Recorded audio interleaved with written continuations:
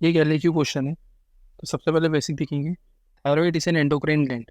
ठीक है, ये एंडोक्राइन ग्लैंड है, situated in the lower part of the front end sides of the neck. अपने डायग्राम में देख रहे हैं, लोअर पार्ट और फ्रंट में भी है और थोड़ा साइड वेस्ट में जा रहा है। ठीक है, it regulates BMR and calcium metabolism, इसके फंक्शंस। और it is place superficially and use natural iodine to synthesise hormone. ये सुपरफिशियल ग्लैंड है और इसका आयोडीन यूज करता है ये। ठीक है, दूसरा, इसके दो लोब्स होते हैं, right lobe and left lobe, joint together by isthmus. इसके दो लोब्स हैं, एक ये दोनों को बीच में जॉइंट किया जाता है यहाँ से, इस्थमस से। ठीक है, दूसरा इसके बारे में एक और पॉइंट है, एक फाइब्रोमस्कुलर बैंड होता है जिसको बोलते हैं लेवेटर ग्लैंडुली थायरॉइडी। ये डिसेंड होता है from hyoid bone to the isthmus. ठीक है, ये डायग्राम में देखिए कि हाइवेट बोन से नीचे आ रहा है, ये है वो। ठीक है, अब देखेंगे इसकी सिचुएशन और extent. Thyroid gland extends against C5 to C7 and T1, embracing upper part of trachea. ठीक है, अपर पार्ट ऑफ ट्रेकिया के सामने रहता है, एंटीरियरली रहता है। C5, C6, C7 और T1 चार वर्टिब्रे के अगेंस्ट आता है। ठीक है, और each lobe extends from middle of thyroid cartilage to fifth tracheal ring. ठीक है, ये इसके दो लोब है, एक ये दो, दोनों लोब्स मिडल, ये पीछे जो आप देख रहे हैं थायराइड कार्टिलेज है, थायराइड कार्टिलेज के मिडल से शुरू होके फिफ्थ ट्रेकियल रिंग तक आता है। ठीक है, और जो इस्टमस होता है वो सेकेंड से फोर्थ ट्रेकियल रिंग तक रहता है। ये आप इस्टमस देख पा रहे हैं, सेकेंड रिंग से शुरू होकर फोर्थ ट्रेकियल रिंग पे खत्म हो रहा है। ठीक है, ये डायग्राम जरा अच्छे से करिए, ये इसमें आपकी पूरी जनरल एनाटॉमी और एक्सटेंट और लोकेशन पोजीशन सब बता रहे हैं, तो आपको ये बनाना पड़ेगा। ठीक है, साथ में ये वर्टिब्रा जरूर बताइएगा। ठीक है, और एक और point, it is larger in females than males and it increases during pregnancy. अब इसका कैप्सूल, थायराइड ग्लैंड भी एक कैप्सूल से कवर्ड रहता है। ठीक है, तो इसके कैप्सूल के दो पार्ट्स थे, ट्रू कैप्सूल और फॉल्स कैप्सूल। ठीक है, और कैप्सूल क्या है, peripheral condensation of the connective tissue of the gland. ठीक है, इसका कंडेंसेशन होता है, उससे बनता है ये। Dense capillary plexus is present between the true capsule, below the true capsule, sorry. ये देखिए आप डायग्राम, ये है ऊपर सबसे पहले फॉल्स कैप्सूल की लेयर, उसके बीच में प्लेन ऑफ क्लीवेज, उसके नीचे आता है ट्रू कैप्सूल। ट्रू कैप्सूल के नीचे आप देख पा रहे हैं कि वीनस प्लेक्सस है। ठीक है, उसके नीचे ग्लैंड है, तो मतलब हम ये बोलेंगे कि जो वीनस प्लेक्सस है it is present below the true capsule. ठीक है, और to prevent haemorrhage during operation thyroid is remove with the true capsule. ठीक है, अब थायराइडेक्टोमी मतलब जब ऑपरेशन होता है थायराइड रिमूव होता है, तो उसमें हम ट्रू कैप्सूल भी साथ में रिमूव करते हैं, क्योंकि जस्ट उसके नीचे आपका ये वीनस प्लेक्सस आता है। अगर सिर्फ ग्लैंड रिमूव करेंगे तो हो सकता है एक आधी वेन रप्चर हो जाए, हिमरेज हो सकता है, डेथ हो सकती है पेशेंट की। ठीक है, सिमिलरली प्रोस्टेट रहता है, प्रोस्टेट का ही एग्जांपल दिया है इन्होंने। इसमें है कि आप देख रहे हैं फॉल्स कैप्सूल है और ये ट्रू कैप्सूल है, इन दोनों के बीच में वीनस प्लेक्सस आता है। ठीक है, और थायराइड में ऐसा है कि ट्रू के जस्ट नीचे आएगा, पर प्रोस्टेट में ट्रू और फॉल्स के बीच में आता है। False capsule is derived from pre tracheal layer of deep cervical fascia. ठीक है, डीप सर्वाइकल फेशिया के जो लेयर है उसमें जो प्री ट्रेकियल लेयर है उसमें से आपका बनता है फॉल्स कैप्सूल। अब पढ़ेंगे सबसे इंपॉर्टेंट इसके रिलेशन।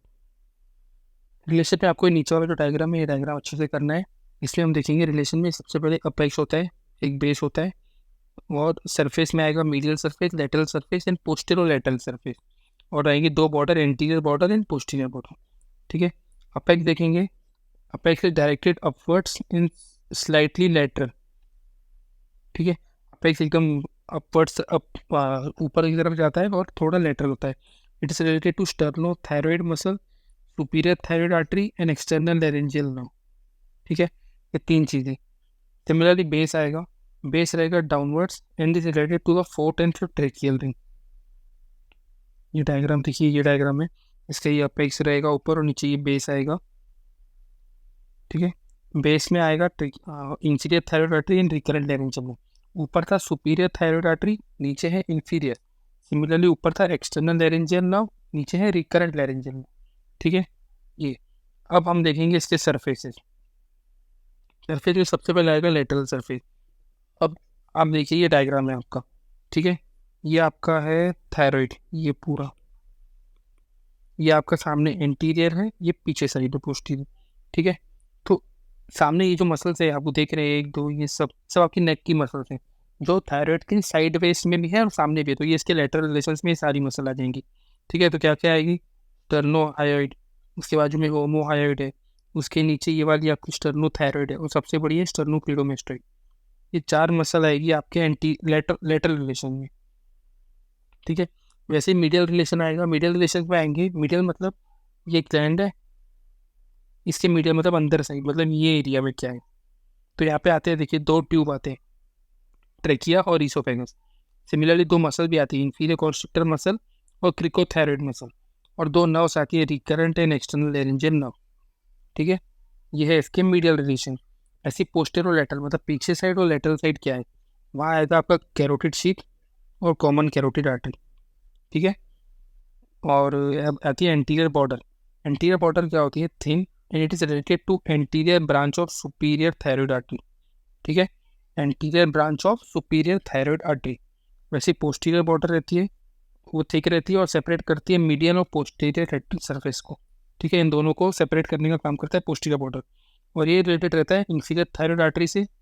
पैराथायरॉइड ग्लैंड रहता है पीछे, और थोरेसिक डक्ट रहता है उसके लेफ्ट साइड में, सिर्फ थोरेसिक डक्ट लेफ्ट साइड में रहता है, राइट साइड में नहीं है यहाँ पे। ठीक है, रिलेशन में ये है इसके रिलेशंस पूरे।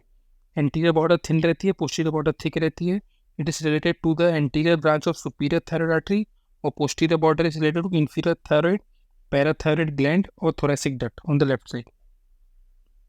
हम बात करेंगे इस्थमस की। इस्थमस के बारे में हम बात करेंगे, वो it connect 2 lobes of the gland.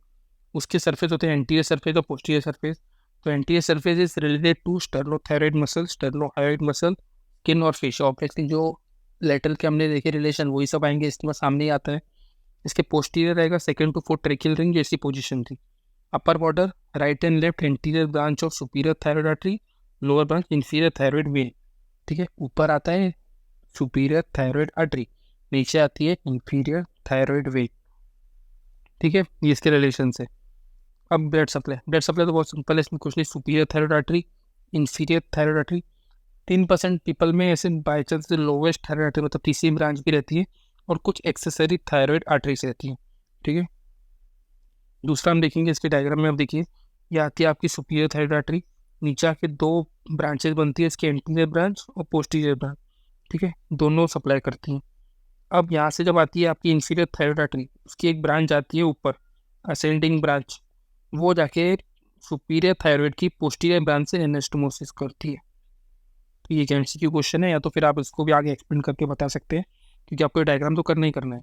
ठीक है, सिमिलरली ये पीछे से जाएगी, इंफीरियर थायरॉइड की एक ब्रांच जाएगी पीछे, जो हम देख पा रहे हैं, वो जाके यहाँ से भी एक एनास्टोमोसिस करती है। ठीक है, ये डायग्राम करिए, और इतना ब्लड सप्लाई में 4 ये आर्टरीज के नाम। वेन से आप देखिए, superior thyroid when, middle thyroid और इंफीरियर थायरॉइड। ये देखिए, सुपीरियर थायरॉइड वेन ऊपर वाले लोब से जाके सीधा इंटरनल जुगुलर वेन में ट्रेल होती है, मिडल थायरॉइड वेन बीच में से आके इधर जाएगी, और इंफीरियर थायरॉइड वेन है वो आती है लेफ्ट ब्रेकियोसेफेलिक में। ठीक है, ये आपको डायग्राम करिए, इसको थोड़ा थोड़ा एक्सप्लेन कीजिए। बेसिकली आपके नाम 3 यही हैं, और ये कहाँ कौन सी ट्रेन हो रही है इस डायग्राम में आपको बताना है वो। ठीक है, एक additional vein, vein of Kocher भी हो सकती है, वो जरूर इसमें मेंशन करिए। ठीक है, अब देखेंगे इसका अप्लाइड। तो थायराइड के अप्लाइड में ये आएगा, सबसे पहले थायराइड स्वेलिंग जो आती है, मतलब गोइटर वगैरह जो होता है, उसको पाल्पेट करना है, तो हम पाल्पेट कभी भी पेशेंट को पीछे साइड से करते हैं। पेशेंट के पीछे खड़े रहिए, उसकी नेक पे अपनी फिंगर से पाल्पेट कीजिए। ठीक है, hyperthyroidism causes cretinism in infants and myxoedema in adult.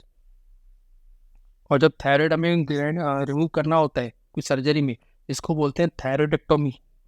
तो it is done with capsules, मैंने आपको बताया, क्योंकि वहाँ पे वेन्स प्रेजेंट रहती हैं। ठीक है, बट अगर सब टोटल किया, मतलब पूरा नहीं रिमूव करना है, सिर्फ आधा रिमूव करना है, तो posterior part is left behind to preserve parathyroid, क्योंकि जस्ट इसके पीछे पैराथायरॉइड ग्लैंड रहता है। तो इसलिए हम अगर बाई चांस सब टोटल कर रहे हैं, तो मतलब उसमें हम पीछे का पार्ट छोड़ देंगे, क्योंकि पैराथायरॉइड ग्लैंड ऐसे प्रिजर्व हो जाएगा। ठीक है, बस इतना ही टॉपिक है, बहुत सिंपल टॉपिक है, इस डायग्राम से अच्छे से कीजिएगा। Thank you.